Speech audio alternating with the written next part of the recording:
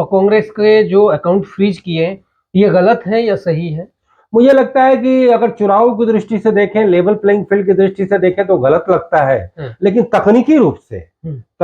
रूप से कांग्रेस पार्टी ने अपने चुनावी फंड को एक ऐसा फिक्स डिपॉजिट में अलग से रखा था और क्या जाने किस वजह से उसको वो डिक्लेयर नहीं कर पाई, और कानून और नियम के नजर में वो चीज अघोषित आय की वजह से होने से उस पर जो है भारी करारोपण कर दिया गया। क्या केजरीवाल को अरेस्ट करना गलत है या सही है?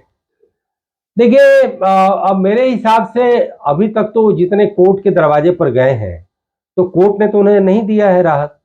तो कहीं ना कहीं ग्रे एरिया उन्होंने छोड़ा हुआ था, उन्होंने मौका दिया। अगर आप सचमुच देश के हितैषी हैं, सिस्टम को वेल प्रूफ बनाना चाहते हैं, फुल प्रूफ बनाना चाहते हैं, जनता के पाई पाई का जो है पूरा सदुपयोग कराना चाहते हैं, पैसे का एक भी दुरुपयोग नहीं रखना चाहते हैं, डीबीटी के जरिए आप ठीक है 30 लाख करोड़ पिछले 10 साल में बांटे हैं, बड़ा अच्छा काम हुआ है, लेकिन दैट इज नॉट एनफ। वो अकेला नहीं है, तो आप ऐसा कदम उठाइए कि पूरे देश में 3 करोड़ ब्यूरोक्रेट कम से कम पहले ईमानदार बनने के लिए बाध्य हो जाए। आज पुलिस की लेवी चलती है, पुलिस का रैकेट चलता है, किरानी जो है एक एक चीज में करप्शन लेता है, लोअर जुडिशियरी में करप्शन का भरमार है, रजिस्ट्री ऑफिस में है, तो हर जगह जो वो चीज है उसको आप पूरा उस पर एक व्हाइट पेपर लेकर के आइए और बताइए कि रेल रिजर्वेशन से करप्शन दूर हो गया, पासपोर्ट बनाने से करप्शन दूर हो गया, ऑनलाइन जो टोल टैक्स दिया जाता है वो करप्शन दूर हो गया। जो काम अच्छा हुआ है वो हमें बताया जाना चाहिए और हम उसका पूरा जो है इस्तेकबाल भी करें। लेकिन जो वो एरिया है जहां की करप्शन नहीं दूर हुआ है, उसकी रिपोर्टिंग नहीं होती, जहां उसको संज्ञान में नहीं लिया जाता, वो एक तरह से ग्रे एरिया बना हुआ है, उस पर कभी भी बात रुकनी नहीं चाहिए। अगर मीडिया में करप्शन की ज्यादा से ज्यादा रिपोर्टिंग हो, ज्यादा से ज्यादा स्कैम खुले, तो सरकार को खुश होना चाहिए। नमस्कार, जय हिंद। मैं हूं राजेश राणा और आप देख रहे हैं नेक्स्ट टीवी। नेक्स्ट टीवी में आज हमारे साथ है वरिष्ठ पत्रकार मनोहर मनोज जी। मनोज जी, आपका बहुत बहुत स्वागत है। नमस्कार। जय हिंद। नमस्कार। मनोहर मनोज जी एक वरिष्ठ पत्रकार है, बहुत सारे मीडिया संस्थानों में लिखने के साथ साथ वो खुद के अपना एक प्रकाशन चलाते हैं, और आज हम उनके पास इसलिए आए हैं क्योंकि भ्रष्टाचार और भ्रष्टाचार से जुड़े मुद्दे देश में छाए हुए हैं। चाहे अरविंद केजरीवाल की बात हो, जो भ्रष्टाचार को खत्म करने के लिए राजनीति में आए थे, चाहे इलेक्टोरल बॉन्ड की बात हो, हर जगह यही चल रहा है देश में। लेकिन चाहे अरविंद केजरीवाल हो या नरेंद्र मोदी की किसी ने भी सिस्टम चेंज करने के लिए, भ्रष्टाचार को जड़ से खत्म करने के लिए वास्तव में कोई कदम नहीं उठाया है। और वो कदम उठाए कैसे? या तो उनके पास उस आइडिया की कमी है कि किस तरह से सिस्टम बदला जाए और किस तरह से वास्तव में भ्रष्टाचार को खत्म किया जाए। तो आज हम मनोज जी के पास आए हैं। मनोहर मनोज जी ने बहुत सी किताब लिखी हैं भ्रष्टाचार पर। सर, आप सबसे पहले मुझे यह बताइए कि आपने भ्रष्टाचार पर सबसे पहली किताब कौन सी लिखी है? देखिए, सबसे तो पहले आपका बहुत बहुत धन्यवाद कि आपने देश के इतने बुनियादी, व्यापक और सारी समस्याओं की जो जननी है, जिस समस्या से उत्पन्न होती है भ्रष्टाचार, उसे लेकर के देश की जनता को, आप अपने तमाम श्रोताओं और दर्शकों को इसकी पूरी पर्सपेक्टिव देना चाहते हैं। और ये बात ठीक है कि इस विषय पर मैंने 2001 से ही जो काम करना शुरू किया, वो 2019 में किताब का शक्ल लेकर लोगों के सामने आया। और इस किताब के जरिए मैंने ये प्रयास किया कि भ्रष्टाचार के कारणों के पीछे के कारणों का हम पूरा पता लगाएं और पूरी तस्वीर सामने रखें, जिसमें केवल एक दूसरे को चोर कह देना, दूसरे को बेईमान भ्रष्टाचार बता देना, अपनी हिपोक्रेसी और पाखंड करना, समाज, राजनीति, भ्रष्टाचार, सिस्टम, समाज में जो भ्रष्टाचार है उसके पूरे कारणों का, उसके पूरी अवस्थाओं का पता लगाने का काम मैंने अपनी इस पुस्तक के मार्फत किया। आप पढ़ सकते हैं। क्या नाम है इसका सर? ये पूरा इस किताब का नाम है a crusade against corruption on the neutral path. ये किताब 2 वॉल्यूम में है। हाँ, 1 और 2 वॉल्यूम में है। और इस किताब में 9 अध्याय हैं और इस 9 अध्याय के जरिए मैंने भ्रष्टाचार की पूरी तस्वीर जनता के सामने, पाठकों के सामने रखने का प्रयास किया। मतलब आप इस पे 2001 से लगे हुए हैं? 2001 से मैं इस पे लगा हूं और ये बात सही है कि कॉन्टिन्यूअस मैं इस पे काम नहीं कर पाया, बीच बीच में काम किया, फिर रुका, क्योंकि अपनी मतलब पत्रकारिता प्रोफेशन की वजह से और पारिवारिक पृष्ठभूमि की वजह से बीच बीच में काफी रुकावटें आई। और दूसरी बात यह है कि ये किताब इतने बड़े प्लॉट पर लिखा गया था कि शुरू में इसको 6 वॉल्यूम में निकालने की बात थी कि हम political corruption, economic corruption, social corruption, administrative corruption, institutional corruption, cultural corruption, सबका पूरा पूरा लोगों के सामने पूरी मतलब कि पूरा एक पर्सपेक्टिव हम रखें। लेकिन मुझे लगा कि ये बड़ी ही टेढ़ी खीर होगी, तो मैंने किताब को 2 पार्ट में बांटा। एक किताब जो मैं करप्शन की पूरी डायग्नोसिस करेगी, पूरा उसकी खोजबीन करेगी, और वह किताब ये crusade against corruption on the neutral path जो मैंने अभी दिखाया, ये 2 वॉल्यूम में है। और फिर इसके बाद पूरे करप्शन की डायग्नोसिस के बाद अब इसका उपचार कैसे हो। हॉस्पिटल में हम जाते हैं, पहले पूरी डायग्नोसिस होती है, फिर उसके बाद रेमेडी की बात सोची जाती है। तो रेमेडी के लिए मैंने फिर जो है अपनी दूसरी किताब लिखी, a dialogue on system change and initiative to make a new India. और मतलब सिस्टम चेंज के लिए कि भ्रष्टाचार जब मिटेगा तो फिर ये कैसे मिटेगा। साथ साथ मैं ये भी बताऊं कि हम मतलब कि हमारी आबादी गांव में रहती है, छोटे शहरों में रहती है, और अंग्रेजी में हमारा मैसेज जो है वो पढ़ा लिखा नहीं है, अंग्रेजी में केवल क्लासेस पढ़ा लिखा है। तो अंग्रेजी में तो निकालना जरूरी था कि जब तक डिसीजन मेकर्स, एजुकेशन, एकेडमिक्स के लोग जब तक इसे नहीं देखेंगे तब तक बात बनेगी नहीं। तो फिर कोरोना काल में मुझे समय मिला और इन 2 वॉल्यूम की वो किताब, एक क्रुसेड अगेंस्ट करप्शन और ए डायलॉग ऑन सिस्टम चेंज, इसका भी मैंने इसका भी मैंने 2 हिंदी में भी है, देखिए ये किताब निकल गई, हिंदी में भी देख सकते हैं। भ्रष्टाचार के विरुद्ध एक महायुद्ध, भ्रष्टाचार का एनसाइक्लोपीडिया या विश्वकोश। तो ये किताब जो है ये भी तैयार हुई। और फिर वो डायलॉग ऑन सिस्टम चेंज की भी हिंदी मैंने निकाली और ये आपके समक्ष मौजूद है। व्यवस्था परिवर्तन, एक विमर्श, पहल एक नए भारत के रचना की। तो ये पूरी किताबें जो है पब्लिक डोमेन में आ चुकी हैं और इन सभी किताबों का दूसरा एडिशन भी निकल चुका है। अच्छा, दूसरा एडिशन निकल चुका है। और मैं ये बता दूं कि इस किताब को लिखने के उपरांत जो भी इसकी लॉन्चिंग हुई, राज्यसभा के चेयरमैन, डिप्टी चेयरमैन हरिवंश ने इनका उद्घाटन किया और फिर उसके बाद इसके अनेकानेक जगह पर इस पर पूरा जो है डिस्कशन हुआ। इस बुक पे इंडिया इंटरनेशनल सेंटर में हुआ, देश के तमाम कॉलेज, यूनिवर्सिटी, विश्वविद्यालय और अलग अलग कॉन्फ्रेंसेस में इस विषय पर और इस किताब पर चर्चा हुई। और इस किताब के लिए मैंने यह सोचा कि मैंने लिखने में इतना टाइम लगाया है, तो मैं 4-5 साल इस पूरे किताब को देश में घूम घूम कर जन जन तक इसकी बातें हम प्रेषित करें, संप्रेषित करें, कम्युनिकेट करें। इसके लिए भी मैंने एक तरह से संकल्प लिया हुआ है और वो काम मैं अभी कर रहा हूं। तो अभी आप जगह जगह जाकर, मैंने देखा है आप जगह जगह जाकर स्कूल, कॉलेजेस, यूनिवर्सिटीज, वहां लोगों को जगा रहे हो। अच्छा सर, ये बताइए आप कि मन में ये जो भ्रष्टाचार, सबसे पहले वहीं से शुरू करते हैं कि ये मन में कैसे आया आपके कि भ्रष्टाचार को हम खत्म कर सकते हैं? देखिए, सबसे पहले तो हमें यह समझना पड़ेगा कि भ्रष्टाचार कोई शौकिया मुद्दा नहीं है कि हम जब चाहे दूसरे को आरोप लगा दें, लांछना लगा दें, कीचड़ उछाल दें और अपनी जब बारी आई तो हम अपना बचाव करें। लेकिन हम कहीं ना कहीं जब पब्लिक थिंकिंग करते हैं, पब्लिक थिंकिंग का मतलब यह है कि अपने हम परिवारों से विलग हम केवल देश और समाज को सोचते हैं। और जब देश और समाज को सोचते हैं तो सिस्टम पर हमारा नजर जरूर जाना चाहिए। तो हमें लगता है कि ज्यादातर लोगों को यह लगता है कि देश का जो अलग अलग सिस्टम बना हुआ है, अब वो सिस्टम तो बड़ी चीज है, पॉलिटिकल सिस्टम है, तो उसमें चुनाव होता है, संसद, विधानसभा और नीचे ग्राम प्रधान लेवल पर जो है सब लोग प्रतिनिधि चुन करके जाते हैं। फिर नौकरशाही का है कि ऊपर सेक्रेटरी से लेके और नीचे चपरासी तक और उसका जो है पूरा हायरार्की बना हुआ है। तो एजुकेशन सिस्टम है, हेल्थ सिस्टम है, एडमिनिस्ट्रेटिव सिस्टम है, कई तरीके के सिस्टम है, जुडिशियल सिस्टम है, आपका पुलिस सिस्टम है, मीडिया है, एनजीओज हैं, हाँ, तो कोऑपरेटिव सेक्टर है,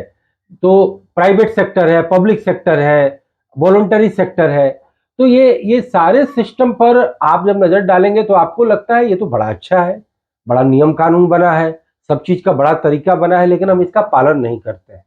देखिए बात सही है कि पालन नहीं करते हैं, सिस्टम में लोग दिखाने का कुछ और खाने का कुछ और, ये भी होता है। लेकिन जब आप पूरी मैच्योरिटी से और हर चीज को देखेंगे तो जो नीतियां बनती हैं, जो कार्यक्रम बनते हैं, जो कानून बनता है, जो संस्थाएं बनती हैं, जो वर्क कल्चर तैयार होता है, जो देश में पूरा एक सोसाइटी का एक सिविल बिहेवियर तय होता है, देश में नैतिकता को लेकर के लोगों में जो आपस में जो एक सेंस डेवलप होता है, देश में तमाम टेक्नोलॉजी का प्रयोग किया जाता है। क्योंकि आज के जनरेशन में आप देखिए कि आप मेट्रो में जब जाते हैं, बैठते हैं, तो आप ये देखते हैं कि आप बिना टिकट उसमें नहीं जा सकते, जबकि रेलवे में बिना टिकट जाने वाले यात्रियों की भरमार होती है। दूसरी तरफ आप यह भी देखते हैं कि मेट्रो में कोई टीटी भी नहीं होता।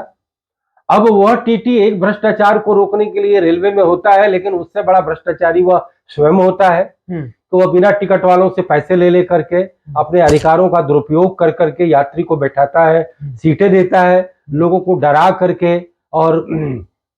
किसी न किसी तरीके से भय दिखा करके वह उनसे पैसे ऐंठता है। और एक पैरेलल मतलब रेलवे का एक रेवेन्यू चलता है कि टिकट घर बंद होते हैं और पब्लिक कई जगह पैसा देना चाहती है, टिकट नहीं मिलता, रिजर्वेशन नहीं मिलता, जबरदस्ती डिब्बे में बैठ के जाती है और टीटी उसका नाजायज फायदा उठाता है। तो कुल मिलाकर के जो ये मैंने 6-7 पॉइंट बताए, ये एक बड़ा रीजन है। तो आपने कहा कि किताब लिखने की क्यों प्रेरणा आई, तो मैं जब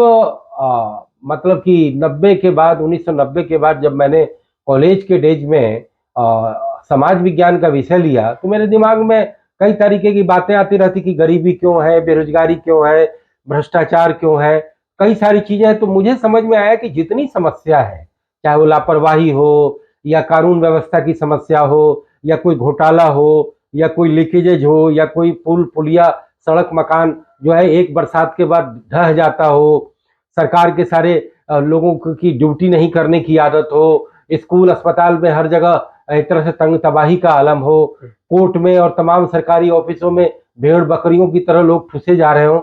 तो मुझे लगा कि सबके तह में अगर जाएं तो समस्या क्या है, तो समस्या है भ्रष्टाचार। और भ्रष्टाचार का मतलब सिर्फ ये नहीं है कि हम कहीं गए और किसी को रिश्वत दे दिए और बिना रिश्वत का कोई काम नहीं हुआ, कहीं पर घुसना है तो किसी को हम बख्शीश दे दिए, एक ही भ्रष्टाचार का रूप तो है ही, लेकिन भ्रष्टाचार के अनेकानेक रूप हैं। कहीं कमीशन है, कहीं मिलावट है, कहीं पर जो है पैसे की बंदरबाट है, कहीं पर जो है क्वालिटी कंस्ट्रक्शन नहीं किया जाता, कहीं पर लोग अपनी ड्यूटी पूरा नहीं करते, कहीं सरकारी संपत्ति का दुरुपयोग होता है, कहीं जो है पुलिस जो है मनमानी करती है, कहीं जो है अपने मन मर्जी का जो है काम किया जाता है। तो अनेकानेक रूप में भ्रष्टाचार है। तो मेरी जब इस चिंतन जब परिपक्व होता गया और जब मैं पत्रकारिता का करियर जब हमने चुन लिया,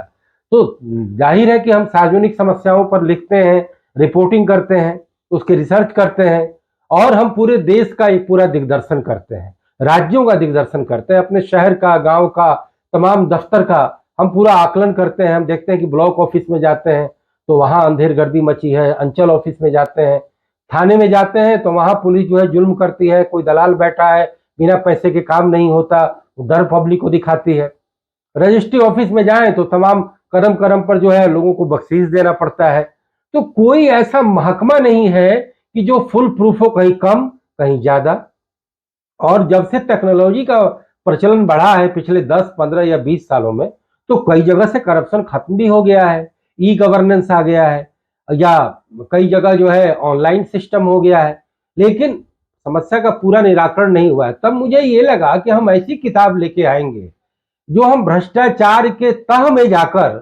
सारे कारणों का पता लगाएंगे। क्योंकि भ्रष्टाचार पर जब भी चर्चा हुई है, किताब और लेख लिखे गए या नेता राजनीति करते हैं, तो उसमें पूरा एक अंदर का मंथन नहीं होता है। एक नेता दूसरे नेता को कह देता है ये चोर था, भ्रष्ट था, और खुद वो सत्ता में आता है तो फिर उसका कैरेक्टर वही दिखता है।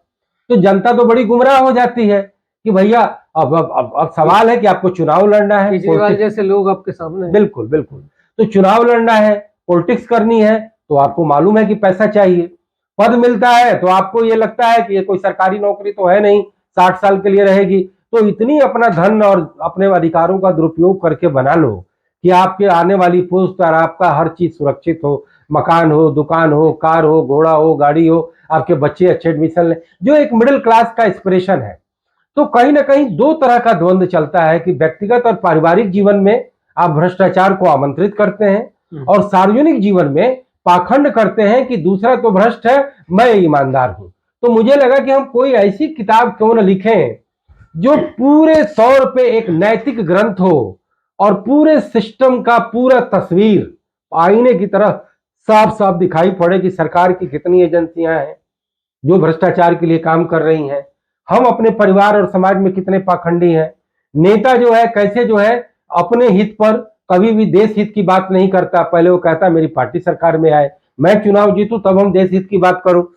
व्यक्ति जो है अपना काम बनता तो भाड़ में जाए जनता, वो चाहती है कि मेरा अपना निजी काम हो जाए फिर बाकी जैसे चल रहा है चले। तो हमें एक ऐसा पब्लिक सिस्टम बनाना चाहिए जो पूरे तौर पर न्याय करे, पूरी तौर पर पारदर्शी हो और सबको अवसर की समानता दे और सबके साथ मेरिट के आधार पर ट्रीटमेंट हो कि कहीं कोई दुरुपयोग न करे अपने पद का, कोई अपना स्व विवेक का इस्तेमाल करके मनमाना काम न करे और सरकारी संपत्ति की, सरकारी धन की पाई पाई का पूरा उपयोग हो। और साथ साथ मैं संक्षिप्त में कहूंगा कि मैंने इस किताब में यह भी ध्यान रखा है कि समाज के जितने भागीदार हैं इस सिस्टम में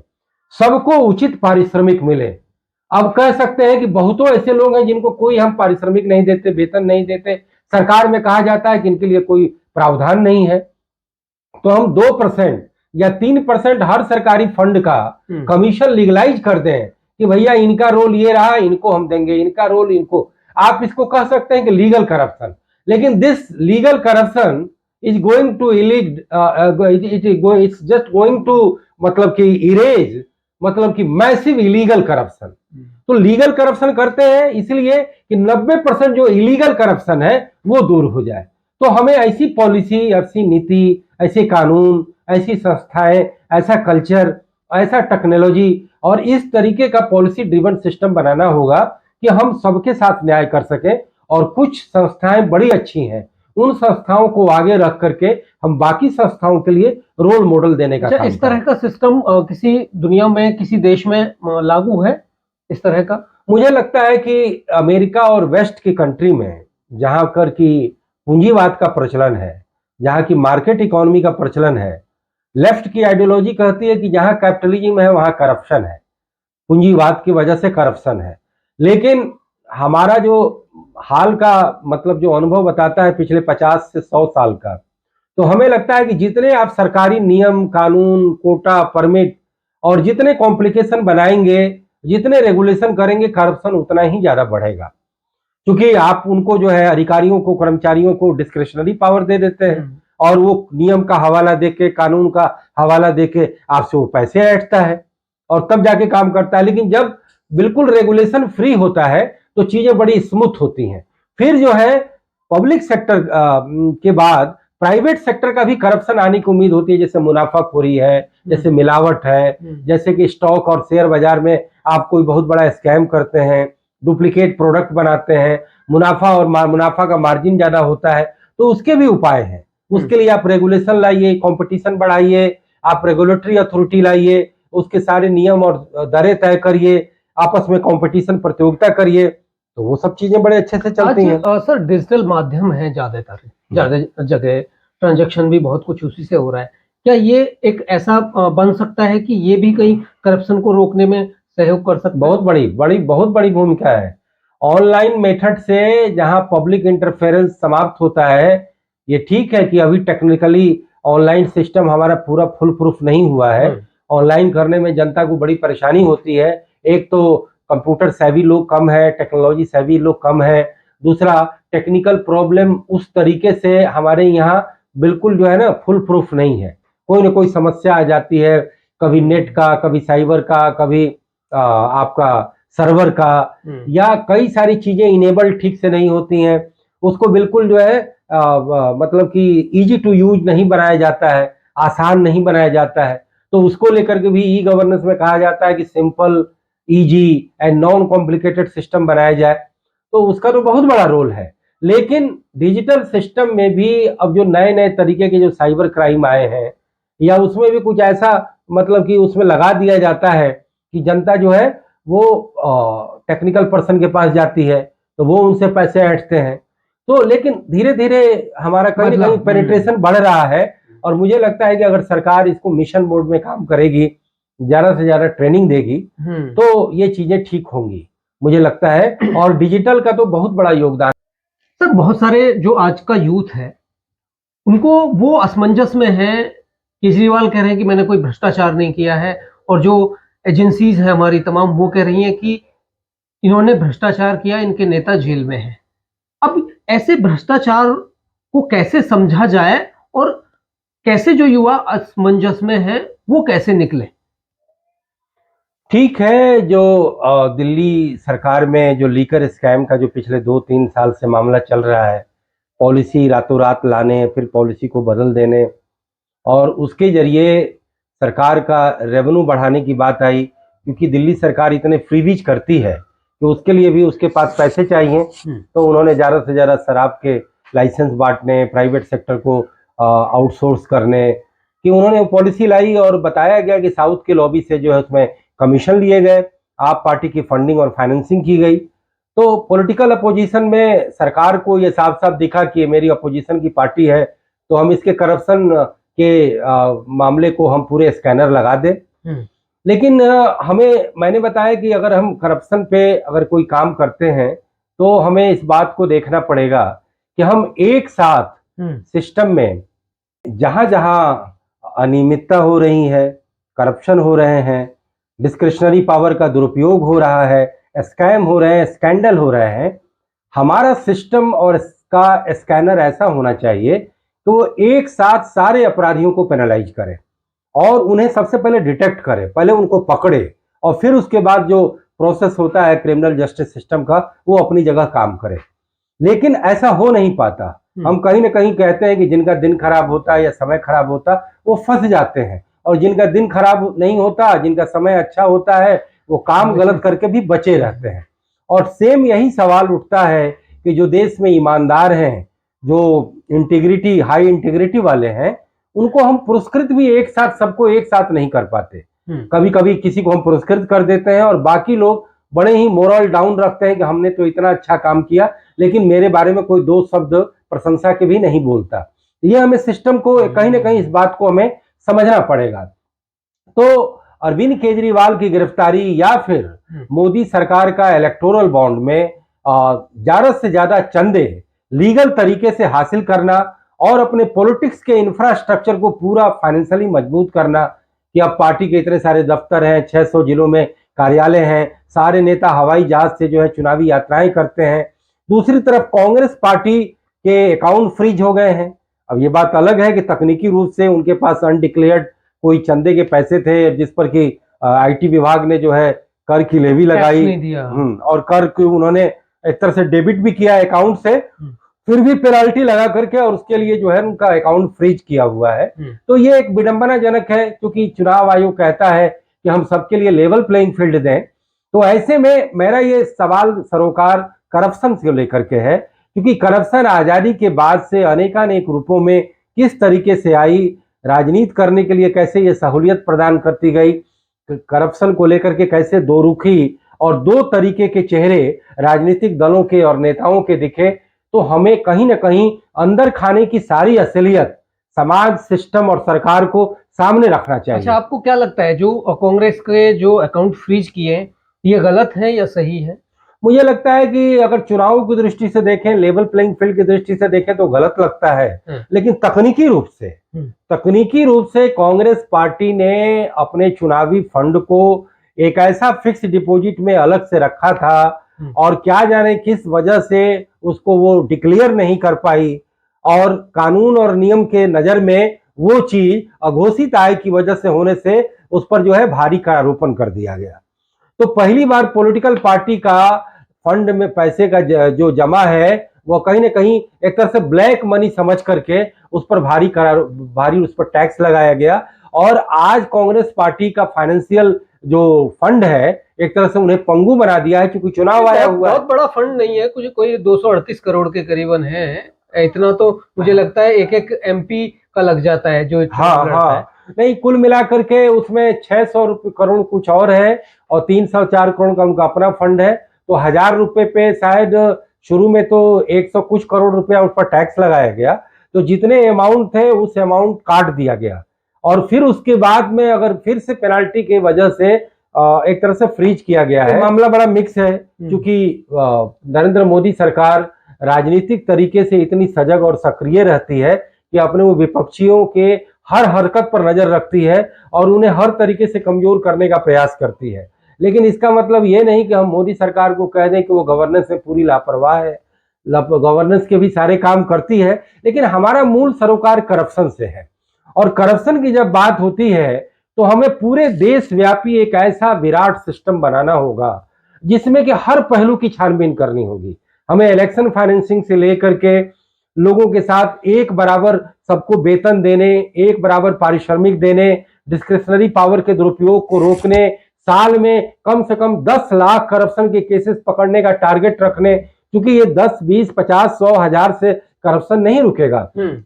और हम जब इसके लेकर के जब हम लंबी जो कानूनी प्रक्रिया होती है उसको शॉर्ट बनाना होगा। करप्शन के जितने प्रोसीड्स हैं उनको पूरा जब्त करिए और एक्स्ट्रा 25 या 50% आप जो है पेनल्टी लगाइए, तो मुझे लगता है ये काफी करप्शन को हतोत्साहित करेगा। और जब आप उन्हें यह तय कर देंगे कि सरकारी फंड का आप बढ़िया से इम्प्लीमेंट करें, पूरा सदुपयोग करें, तो आपको 2 से 3% राशि जो है इनाम में और इंसेंटिव में दी जाएगी। तो मुझे लगता है इसका भी बहुत बड़ा रोल होगा। और आपको ऑडिट ऐसे करना होगा कि हर चीज का ये न लगे कि कहीं भी मिसमैच है, बैलेंस है। यानी सरकार के जितने लागत आती है और जितने उनको आमदनी होती है उसका पूरा ऑडिट हो। सरकार के जितने सोशल स्कीम है उसमें आपको जितना खर्च होता है और जितनी सोशल उसमें रिटर्न मिलता है उसकी ऑडिट हो। सरकार के एक एक निर्णय में बिल्कुल देरी ना हो, फाइलों का बिल का लंबा समय तक फाइलें पेंडिंग में न रहे। तो आप जब तक policy driven system, transparent system, technology का ज्यादा से ज्यादा उपयोग, त्वरित निर्णय और चीजों की पूरी एक तरह से एनालिसिस करना, मेरे हिसाब से नौकरशाह जो है ना वो 24 घंटे के लिए, 24 घंटे के लिए वही सरकार में होते हैं। अच्छा, एक और चल रहा है अभी सबसे बड़ा जो सवाल चल रहा है, क्या केजरीवाल को अरेस्ट करना गलत है या सही है? देखिए, अब मेरे हिसाब से अभी तक तो जितने कोर्ट के दरवाजे पर गए हैं तो कोर्ट ने तो उन्हें नहीं दिया है राहत। तो कहीं ना कहीं ग्रे एरिया उन्होंने छोड़ा हुआ था। उन्होंने मौका दिया कि ये बात ठीक है कि वो कहते हैं कि हमसे 100 गुना ज्यादा करप्ट मोदी सरकार है, लेकिन आज वो उसे साबित करने और उसे सही मंच पर ले जाने की हैसियत नहीं है। तो अच्छा होता कि वो एक ऐसी नजीर पेश करते कि चूंकि आपने 2010 और 11 और 12 के वीडियो आप सुनेंगे तो अरविंद केजरीवाल ने सरेआम लोगों को जेल में डालने, सरेआम लोगों को भ्रष्ट और चोर बताने और उनको इस तरीके से इमैच्योर थिंकिंग के तहत नेमिंग, शेमिंग और ब्लेमिंग करते थे, जिससे ये साफ साफ पता चलता था कि पब्लिक के नजर में सारे नेताओं को आप चोर ठहराने और खुद को ईमानदार का अवतार बनाने के लिए आपने पूरा कम्युनिकेशन किया था। माफी भी मांगी इन्होंने तो और हाँ, और आज आप खुद, आपके लिए इतनी एम्बैरेसिंग स्थिति है, आपके लिए इतनी मतलब कि क्या बताएं कि मतलब कि एक तरह से शर्मसार करने वाली स्थिति है कि आपको कहा जाता है ना कि मियाँ की जूती मियाँ के सिर पर, तो आपने जो उपाय लाए आज उसी उपाय में आप धरे गए। लेकिन मैं एक बात और कहूंगा कि आप जितने भी देश में भ्रष्टाचार, पद का दुरुपयोग या क्रोनी कैपिटलिज्म या फिर चुनावी आप ग्राफ्ट और क्या बोलते हैं पैट्रोनेज लेते हैं, सबको लेकर के एक बराबर ट्रीटमेंट करना होगा, क्योंकि देश तभी मजबूत होगा, समाज तभी मजबूत होगा, सिस्टम तभी प्रूफ मतलब कि वेल प्रूफ्ड होगा। क्योंकि मैं आपको एक चीज और बता दूं कि मोदी सरकार एक तरह से साउंड ये कर रही है कि वो करप्शन पर बिल्कुल जो है no tolerance to any sort of corruption है। हाँ, जीरो टॉलरेंस टू करप्शन की पॉलिसी है। लेकिन आप यह बताइए कि ट्रांसपेरेंसी इंटरनेशनल में आपकी रेटिंग लगातार नीचे क्यों गिर रही है। यानी कि सिस्टम का करप्शन बंद नहीं हो रहा है, क्रोनिक कैपिटलिज्म बदस्तूर जारी है और तमाम जगह पर ब्यूरोक्रेसी जो है वो एक तरह से अपने पद का दुरुपयोग कर जनता का शोषण कर रही है। लेकिन आप केवल विपक्ष, हम ये नहीं कह रहे हैं कि विपक्षी भ्रष्ट नहीं है, हम यह भी कह रहे हैं कि हो सकता है विपक्षी सत्ता दल से ज्यादा भ्रष्ट हो, क्योंकि सत्ताधारी दल को तो पावर मिल गया है, तो वो सोचते हैं कि हम पावर में हैं ही तो हमको अलग से भ्रष्टाचार करने की जरूरत क्या है, हमारे पास सारे गाड़ी घोड़ा फंड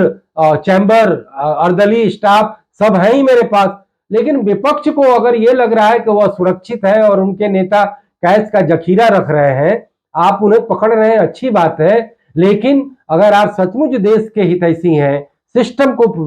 वेल प्रूफ बनाना चाहते हैं, फुल प्रूफ बनाना चाहते हैं, जनता के पाई पाई का जो है पूरा सदुपयोग कराना चाहते हैं, पैसे का एक भी दुरुपयोग नहीं रखना चाहते हैं, डीबीटी के जरिए आप ठीक है 30 लाख करोड़ पिछले 10 साल में बांटे हैं, बड़ा अच्छा काम हुआ है, लेकिन दैट इज नॉट एनफ, वो अकेला नहीं है। तो आप ऐसा कदम उठाइए कि पूरे देश में 3 करोड़ ब्यूरोक्रेट कम से कम पहले ईमानदार बनने के लिए बाध्य हो जाए। आज पुलिस की लेवी चलती है, पुलिस का रैकेट चलता है, किरानी जो है एक एक चीज में करप्शन लेता है, लोअर जुडिशियरी में करप्शन का भरमार है, रजिस्ट्री ऑफिस में है, तो हर जगह जो वो चीज है उसको आप पूरा उस पर एक व्हाइट पेपर लेकर के आइए और बताइए कि रेल रिजर्वेशन से करप्शन दूर हो गया, पासपोर्ट बनाने से करप्शन दूर हो गया, ऑनलाइन जो टोल टैक्स दिया जाता है वो करप्शन दूर हो गया। जो काम अच्छा हुआ है वो हमें बताया जाना चाहिए और हम उसका पूरा जो है इस्तेकबाल भी करें। लेकिन जो वो एरिया है जहां की करप्शन नहीं दूर हुआ है, उसकी रिपोर्टिंग नहीं होती, जहां उसको संज्ञान में नहीं लिया जाता, वो एक तरह से ग्रे एरिया बना हुआ है, उस पर कभी भी बात रुकनी नहीं चाहिए। अगर मीडिया में करप्शन की ज्यादा से ज्यादा रिपोर्टिंग हो, ज्यादा से ज्यादा स्कैम खुले, तो सरकार को खुश होना चाहिए कि मीडिया हमें हेल्प कर रहा है, हमें बता रहा है कि हम कहां कहां पर हमें और काम करना बाकी है। कोई मोदी या कोई योगी या कोई भी सरकार, चाहे वो अमेरिका के ट्रंप हो या बिडेन हो या कोई भी हो, आप सिस्टम के एक एक दफ्तर और एक एक कर्मचारी के आप दिमाग पर सवार होकर के उनको आप जो है देख नहीं सकते हैं, आप अकेले ये सारी चीजें नहीं कर सकते हैं। तो सिस्टम ऐसा बनाइए, पॉलिसी ऐसा बनाइए, इंस्टीट्यूशन ऐसा क्रिएट करिए, कंपटीशन इस तरीके से लाइए, ऑडिट का और इनकम आउटपुट और इनपुट का बैलेंस ऐसा ले आइए, आपके कानून इतने सरल हो, फैसले इतने जल्दी से लिए जाएं, जनता दरबार लगाइए, जनता की शिकायतों का तुरंत निवारण हो, देन एंड देयर करप्शन की शिकायतों का निपटान हो। तो पूरा अगर आप एक विराट योजना लेकर के आएंगे, पूरा राष्ट्रीय मिशन लेकर के आएंगे, तो करप्शन दूर होगा, सरकार के पैसे की बचत होगी, लीकेजेस बंद होगा, जनता का ज्यादा कल्याण होगा, हमारी जो है सरकार को जो है ज्यादा रेवेन्यू सरप्लस मिलेगा और देश और ज्यादा तरक्की पर जाएगा। लेकिन दुर्भाग्य से करप्शन की पॉलिटिक्स ज्यादा हो रही है। जो काम केजरीवाल ने दूसरे को बदनाम करने के लिए लगाया या करप्शन की पॉलिटिक्स में अपना फायदा लेने का प्रयास किया, आज उन्हीं पर ये चीजें लागू हो रही हैं और मुझे लगता है कि इस पर बहस हो। हमें लगता है कि इलेक्टोरल बॉन्ड पर भी सरकार जवाब दे। यह बात ठीक है कि इलेक्टोरल बॉन्ड को हम स्कैम इसलिए नहीं कहेंगे कि वो पार्लियामेंट के कानून के तहत किया गया और अब चूंकि सुप्रीम कोर्ट ने उसे असंवैधानिक करार दिया, तो अब आगे उसकी क्या व्यवस्था होगी और उसमें जो जैसे वोट फॉर कैश का स्कैम हुआ कि आप वोट दो और कैश लो, तो उसी तरीके से आप इलेक्टोरल बॉन्ड खरीदो और आप हमसे ये ठेके पाओ, या आपको हम ये सुरक्षा दें कि आप पर हम कोई छापा नहीं मारेंगे, या आपको हम ये ठेका देंगे। तो अगर ऐसी बातें हुई हैं तो वह निश्चित रूप से भ्रष्टाचार के बड़े मामले हैं और वो चीजें संज्ञान में लाई जानी चाहिए और हमें एक साथ अपनी दृष्टि में वो सारे स्कैम, चाहे जहां जहां हो रहे हो, तमिलनाडु में हो रहे हो, केरल में हो रहे हो, बंगाल में हो रहे हो, असम में हो रहे हो, बिहार में हो रहे हो, झारखंड में हो रहे हो, तो उन चीजों को पूरा संज्ञान में लाना राष्ट्र धर्म है, जनता की सेवा है और सिस्टम के बेहतरी का उपाय है। मुझे लगता है कि मैंने अपने किताब के मार्फत से इन सारी स्थितियों, परिस्थितियों और वस्तु स्थितियों का खुलासा किया और इसीलिए मैंने करप्शन को लेकर के मेरे जो 9 चैप्टर है, मैं लास्ट में उन चैप्टर का हवाला दे देता हूं, जिससे कि जनता को यह लगेगा, नीति निर्माताओं को लगेगा, देश के राजनीतिज्ञों और भाग्य विधाताओं को लगेगा कि भ्रष्टाचार को लेकर के हमारी दृष्टि संपूर्ण होनी चाहिए, हॉलिस्टिक होनी चाहिए, कॉम्प्रिहेंसिव होनी चाहिए और इस तरीके का ऑल राउंड मेजर लेके आना चाहिए कि हम सबके साथ फुल ट्रीटमेंट करें, न्याय करें। इसीलिए मैंने इस करप्शन की किताब में एक तरफ मैंने एकेडमिक चीजों को भी लिया है, दूसरी तरफ इंटेलेक्चुअल चीजों को भी लिया है, तो तीसरी तरफ हमने खोजी पत्रकारिता और जर्नलिस्टिक लेंस से भी हमने इसको देखने का प्रयास किया है। इसीलिए 9 चैप्टर में मैंने पहले चैप्टर में जहां केवल मीनिंग और परिभाषा और अलग अलग अर्थ देने का काम किया, तो दूसरे चैप्टर में हमने पहले समाज को, जो भ्रष्टाचार के प्रति जो समाज नजरिया रखता है, हमारे परिवारों में भ्रष्टाचार को लेकर के क्या सोचा जाता है, क्या हमारा दोहरा चरित्र है, भ्रष्टाचार का मनोविज्ञान, समाज विज्ञान, भ्रष्टाचार की राजनीति, भ्रष्टाचार का अर्थशास्त्र, भ्रष्टाचार का मानव विज्ञान, सब कुछ हमने दिया है कि हमें पहले अपने चरित्र से, जनता भी करप्ट है, हमें इस बात को नहीं मतलब कि छिपाना चाहिए कि हम पॉलिटिशियन है तो हम जनता को नेमिंग सेमिंग ना करें। जनता अगर कोई जनता को, वोटर को रिश्वत देता है कोई कैंडिडेट, तो वह पीपुल्स रिप्रेजेंटेशन एक्ट के तहत जो है वो घूस है, अपराध है और उसको एक तरह से बार किया जाता है। लेकिन यदि जनता भी अपने वोट देने के एवज में अगर कैंडिडेट से कोई फायदे लेती है या किसी तरीके का रेवड़ी लेती है, तो उसे भी भ्रष्टाचार की उसी श्रेणी में रखा जाना चाहिए। और हमने तीसरे चैप्टर में भ्रष्टाचार का इतिहास, जो एक एकाडमिक चीज है कि रोम, ग्रीस, यूनान से लेकर के फिर जो है प्री वैदिक काल, वैदिक काल, मिडिल एज, इस्लामिक एज और फिर आपका ब्रिटिश एज और फिर जो है आजादी के बाद से लेकर अब तक करप्शन को क्या क्या करप्शन की वस्तु स्थिति थी, वो मैंने देने का काम किया है। पॉलिटिकल सिस्टम हमारे पास कई तरीके के हैं, डेमोक्रेसी है, सोशलिज्म है, कम्युनिज्म है, थियोक्रेसी है, ऑटोक्रेसी है, तो उसमें करप्शन अलग अलग इन पॉलिटिकल सिस्टम में किस तरीके से कम या ज्यादा होता है वो हमने बताने का काम किया है। और फिर चौथे चैप्टर में करप्शन इन इंडिया में हमने यह बताया है, और हिस्ट्री की बात करूं तो अंग्रेजों के काल में, इस्लामिक एज में और वैदिक काल में जो करप्शन हुआ, तो ये जो नजराना, शुक्राना, बख्शीश, ये सब मुगल काल के टर्म है। तो उस समय बजाबता अगर सरकार से कोई काम लेना होता था तो कहा जाता इन्हें नजराना, शुक्राना दे दो। तो ये सब चीज टर्म उस समय आए। धर्म का क्या रोल है, समुदाय का क्या रोल है, समाजों का क्या रोल है, ये सब करप्शन को लेकर के एक बड़ी दृष्टि विकसित हो, ये मैंने इस किताब में देने का काम किया। और जब आजादी के बाद नेहरू काल से लेकर के नरेंद्र मोदी काल तक जितने पब्लिक डोमेन में करप्शन आए, जैसे कि पहला आईएनएस ट्रेजरी स्कैम, जिसमें कि बड़े सोने चांदी और जो मदद सुभाष चंद्र बोस के आईएनए को दिया गया, वह ट्रेजरी जापान में जो है कहीं पर फेंका हुआ पाया गया और सरकार ने उस पर एक तरह से तस्दीक नहीं किया, नेहरू सरकार ने, तो उसको एक तरह से स्कैम माना जाता है। Jeep scandal, Mundhra scam, LIC scam, जो नेहरू के काल के स्कैम थे। और फिर उसके बाद शास्त्री, इंदिरा गांधी, जनता पार्टी, बीपी सिंह, राजीव गांधी, देवगौड़ा, नरसिम्हा राव, आई.के. गुजराल, अटल बिहारी वाजपेयी, मनमोहन सिंह और नरेंद्र मोदी काल में जितने स्कैम पब्लिक डोमेन में आए, ये हमें बताने की जरूरत नहीं है, हमने केवल जनता के सामने परोसा है, क्योंकि वो स्कैम पहले से आया हुआ था। और उसमें क्या कोर्ट की सुनवाई चली, एक बड़ा 2G स्कैम, उसका क्लोजर रिपोर्ट तैयार कर दिया गया, क्योंकि पूरा प्रूफ सीबीआई के पास आया नहीं। अब शुक्र है कि वो स्कैम फिर से खोला जा रहा है। कहीं ना कहीं पॉलिटिकल इक्वेशन बड़ा रोल अदा करता है। पिछले चुनाव में लगा था कि डीएमके के साथ बीजेपी का कोलैबोरेशन होगा, तो 2G स्कैम पर सीबीआई ने क्लोजर रिपोर्ट लगा दिया। लेकिन अब चूंकि अब दोनों में पॉलिटिकल रिश्ता खटास हुआ है, तो उस स्कैम की चाबी अब फिर से खोली गई है। तो इस तरीके की बात है। फिर 5वें चैप्टर में मैंने दिखाया है कि लोकतंत्र के 4 खंबे और 3 टायर, इन चारों खंबे और 3 टायर में करप्शन कैसा है। जैसे विधायिका में एमपी, एमएलए और ग्राम प्रधान कैसे पैसे बनाते हैं पद का दुरुपयोग करके, कार्यपालिका में ऊपर सेक्रेटरी से लेकर नीचे चपरासी तक कैसे जो है भ्रष्टाचार करते हैं, उसका ब्यौरा है। जुडिशियरी में सुप्रीम कोर्ट और हाई कोर्ट में जो सूट केस में पैसे जाते हैं फैसले के लिए, और लोअर कोर्ट तो करप्शन के पूरे दलदल में फंसा हुआ है, उसको मैंने बताने का काम किया है। चौथा खंबा मीडिया के भी करप्शन की, न्यूज को कैसे, न्यूज छापने के इतने और न्यूज को दबाने के इतने, और उसमें ब्लैकमेलिंग, बार्गेनिंग, कॉन्कॉक्टेड जर्नलिज्म, जो उसके करप्शन है उसको भी मैंने देने का काम किया है। ये बात अलग है कि 4 खंबे में मीडिया जो है वो संवैधानिक खंबा नहीं है। और फिर अलग अलग 3 टायर यानी सेंटर, स्टेट और लोकल बॉडी में करप्शन की पूरी एक तरह से हायरार्की कैसे है कि प्रधानमंत्री से लेके, मंत्री से लेके, सेक्रेटरी से लेके, नीचे मुख्यमंत्री और सेक्रेटरी से लेके, नीचे डिस्ट्रिक्ट एडमिनिस्ट्रेशन और फिर नीचे ग्राम प्रधान तक जो करप्शन का पूरा जो सिलसिला है वो कैसे होता है, उस चीज को मैंने बताने का काम किया। 5वां चैप्टर है करप्शन की रोकथाम।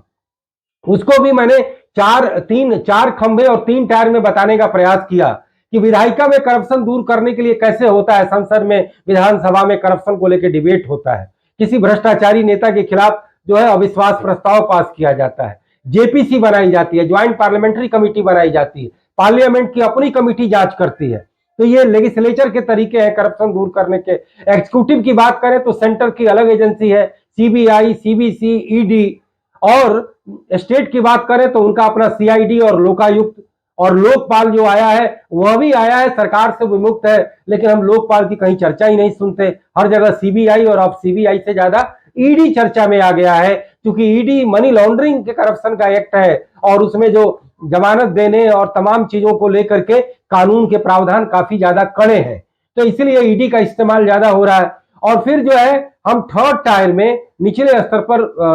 डिस्ट्रिक्ट एडमिनिस्ट्रेशन के जो कार्यपालिका के जो अलग अलग रूप है कि डिपार्टमेंटल इंक्वायरी होती है, कलेक्टर या कहीं पर कंप्लेंट एड्रेसल होता है, कहीं शिकायत करते हैं तो उस पर डिपार्टमेंटल तरीके से काम होता है। और फिर हम आते हैं न्यायपालिका पर, तो न्यायपालिका में सुप्रीम कोर्ट से लेकर, हाई कोर्ट से लेकर के लोअर कोर्ट तक करप्शन, एंटी करप्शन के जितने मामले हैं, चाहे बेनामी एक्ट हो, एंटी करप्शन एक्ट हो, या अलग अलग तरीके के भगोड़ा कानून और बहुत सारे कानून आईपीसी और सीआरपीसी में भी है, जिसमें कि अभी मोदी सरकार के गृह मंत्री अमित शाह ने सीआरपीसी और आईपीसी में जो बदलाव लाया है वो अपने आप में बड़ा क्रांतिकारी कदम है, क्योंकि ये 150 सालों से इसको हम ढोए जा रहे थे और इसमें कोई बदलाव नहीं ला रहे थे, तो हमने इसका भी उल्लेख किया है। तो फिर करप्शन की रोकथाम में अलग अलग रिफॉर्म, अलग अलग प्रिवेंशन, अलग अलग कई लोगों ने अपने उपाय बताए हैं, जैसे कि एन विट्ठल ने 10 पॉइंट एजेंडा दिया था, अलग अलग तरीके से बताए गए। मैंने अपने तरीके से बताया है कि कैसे कैसे हम पॉलिसी में, कानून में, नियम में, तकनीकों में और कई सारी चीजों को लेकर के कैसे बदलाव आ सकता है करप्शन दूर करने का, उसका हमने प्रयास किया है। तो ये करप्शन के रोकथाम चैप्टर के बाद 7वां चैप्टर जो है कि यूएन का जो कन्वेंशन लाया गया करप्शन दूर करने के लिए, जो कि बड़े देर से आया, 2000 ईस्वी में आया, भारत उसका सिग्नेटरी बना। अब रेटिंग एजेंसी कई दुनिया में आ गई हैं जो अलग अलग मुल्कों की, अलग अलग एरियाज की रैंकिंग निकालते हैं कि कौन देश कितने करप्ट है। ट्रांसपेरेंसी इंटरनेशनल नाम एक जाना माना नाम है। फिर मेरा 8वां चैप्टर देश में करप्शन को लेकर जितने जन आंदोलन हुए, आपका नव निर्माण आंदोलन, फिर आपका जो है 74 का संपूर्ण क्रांति आंदोलन, फिर 1989 में बोफोर्स का आंदोलन, फिर जो है चुनाव सूचना के अधिकार को लेकर के गैर राजनीतिक अरुणा राय का आंदोलन, और फिर जो है 2010 में लोकपाल और काले दल के रोकथाम का आंदोलन। इससे क्या करप्शन दूर हुआ या केवल एक नया नैरेटिव तैयार हुआ कि कुछ लोग इसके बहाने बड़े बड़े नेता बन गए, एमपी बन गए, चीफ मिनिस्टर बन गए, लेकिन सिस्टम जस का तस रहा। और ये विडंबना का सबसे बड़ा प्रमाण हमें अरविंद केजरीवाल का मिलता है, क्योंकि अरविंद केजरीवाल पर ये बातें ज्यादा लागू होती हैं कि मोदी, राहुल गांधी ये कोई करप्शन का आंदोलन करके नेता नहीं बने हैं, ये अपने अपने पार्टियों के नेता हैं जो एक रूटीन और ट्रेडिशनल तरीके से अपने जनता में चुनावों के जरिए और अपने पब्लिक ओपिनियन के जरिए, अपने पार्टी के विस्तार के जरिए देश के हुक्मरान बने। लेकिन यह अरविंद केजरीवाल, आम आदमी पार्टी और ये तमाम संपूर्ण क्रांति के लालू यादव और नीतीश कुमार जैसे लोग, ये लोग भ्रष्टाचार, महंगाई और बेरोजगारी के मुद्दे पर नेता बने, लेकिन इनका चरित्र तो ज्यादा निराशाजनक हमारे सामने एक तरह से मौजूद हुआ है। तो हमने इस चैप्टर में यह बताया कि सप्त क्रांति, संपूर्ण क्रांति और 18 या 18वां लोकसभा चुनाव है, इन सारे चुनावों में करप्शन कैसे मुद्दा बना, कब करप्शन की चर्चा हुई, कब पब्लिक पार्टी ने इसको डिबेट और डिस्कशन का इश्यू बनाया, तो हमें यह लगेगा कि करप्शन से ज्यादातर लोगों ने परहेज किया। प्रधानमंत्री, पॉलिटिकल पार्टी ने परहेज किया। जब ये सर के ऊपर से पानी चला गया तब भ्रष्टाचार को लेकर के बोलना शुरू किया गया, जो पहली बार बोफोर्स स्कैम में सुनाई पड़ा, फिर उसके बाद लोकपाल के स्कैम में सुनाई पड़ा, और तब जाकर के थोड़ा बहुत जो भी हलचल हुई है वो हलचल दिखाई पड़ रहा है। और अंतिम चैप्टर है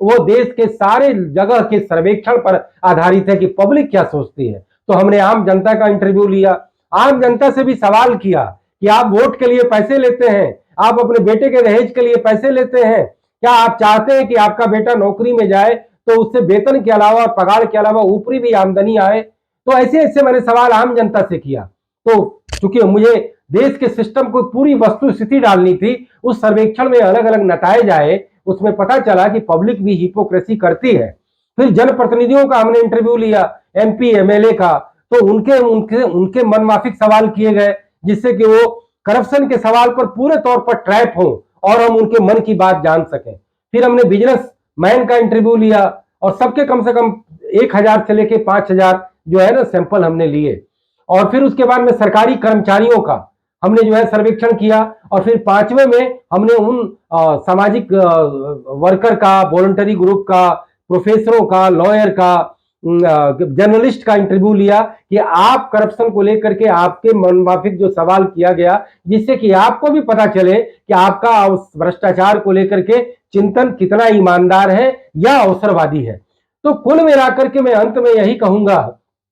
कि भ्रष्टाचार को लेकर हमें नित्य निरंतर काम करना होगा, एक नेशनल गोल के तहत काम करना होगा और हमें सबसे पहले पाखंड को रोकना होगा, कानून को सरलीकृत करना होगा, सिस्टम को बिल्कुल सिंप्लीफाई करना होगा और सबसे पहले भ्रष्टाचार हो ही ना, आप उसके लिए कोई अवसर ही न दें। सबको इस सांसारिक जीवन में, हर सांसारिक व्यक्ति को पैसा अच्छा लगता, रूप अच्छा लगता, अच्छे घर द्वार, फैशन, प्रतिष्ठा, नाम, सब कुछ अच्छा लगता है, लेकिन सब कुछ नीति सम्मत हो, सब कुछ विधि सम्मत हो और सबका एक कोड ऑफ एथिक्स हो, तो वो ज्यादा अच्छा है, बजाय कि हमारे सामने अगर कोई लॉटरी का 10 लाख रुपया रख दिया जाए और हमको ऋषि की तरह परीक्षा ली जाए कि इनका लालच हो रहा है या नहीं। स्वाभाविक है कि लालच होगा, तो हम उसे अवसर ही ना दें, हम उसे किसी और। यही बात हर चीज में लागू होती है, बढ़िया प्रतिष्ठा, बढ़िया पद, अच्छी लड़की या लड़की के लिए लड़का, या अच्छा नाम, अच्छा पुरस्कार,